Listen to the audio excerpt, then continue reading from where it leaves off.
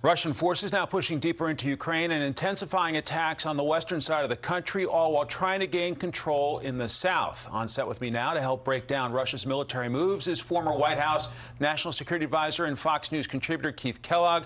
He retired from the U.S. Army as Lieutenant General after 36 years and now serves as the co-chair of the Center for American Security at the American First Policy Center. General, welcome. Mike, thanks for having me. So let's take a look at the map. You were talking about some of the fighting down here in the south and the east. Where do you want to go, sir? Well, if you look at the fighting right now, it's predominantly in the eastern portion of the country. The western port, it's actually intimidation by fires. He's not moving any forces. The Dnieper River, which goes from Kyiv southeast, that goes right down in that area, that's really the eastern part of the country. A lot of Russian speaking, not Russian supporting.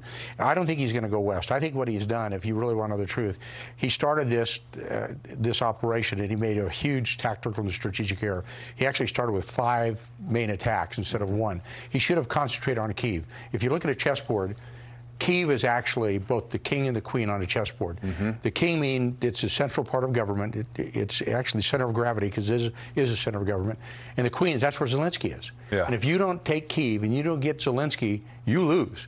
And right now he's in a stalemate. And he's gone from plan A to plan B, and he's probably in plan C. So while all of this is important on the southeast part of the country, where he's connecting Crimea with the breakaway republics, he really hasn't got a chance to take the rest of the country. He does not have troop to tasks to go further to the west. I think what he may do is just settle for what he's got and try to go for some type of negotiations. He very much wants the ports here in the Black Sea, right? And there's great focus on the humanitarian disaster here in Mariupol, heavy fighting and people running out of food, water, and medicine.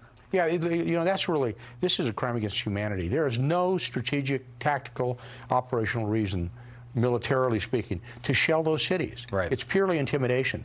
And it was interesting that this week at the International Center for Justice in The Hague, on a 13-2 vote, they basically said, this is approaching genocide if it's not genocide already. So we've got to make sure he understands, look, you've gone way beyond the pale. Not just you, but your military officers as well. Let me flip a map here to show some of the areas that we were looking at. And then here's the northern region, Chernobyl, concerns about that, and some of the fighting to the northeast of Kyiv and northwest of Kyiv, right? Yeah, but he can't see, he hasn't been able to encircle the city yet. And the city's going to fight. It's very clearly, he's going to have to go into a city that used to be 3 million, now it's about 1.5 million. And if he goes into there, there's generally a troop ratio. In offensive operations in the military, you want to have like a 3-to-1 advantage. You go into a city, it's about a 10-to-1, because you're fighting street by street, block by block, house by house. And they have said they're going to fight. And that'll absolutely waste his forces, because he doesn't have the forces to go in there right now. From what I understand, he's now moving forces from around Moscow into the fight. If he does that, that means he's committed his reserve. If he's committed or started committed his operational reserve, he cannot move to the west. He just doesn't have the troops to task to do it. So he's going to have to figure out, how do I get out of this mess I've created? As a 36-year military man, talk to me about the fight in the Ukrainian soldiers to defend their capital. Yeah. Look, everybody has got to stand back and admire what the Ukrainian people and their soldiers have done. They are fighting heroically. When you look at it, everybody said, oh, well, this is going to end in 3 days. Remember, General Milley, chairman of the Joint Chiefs, said, well, Kyiv will fall in 3 days. 4 weeks later, they're still there. He's not in the streets of Kyiv. And the other cities are the same way. So you have to stand back and really admire how they're fighting.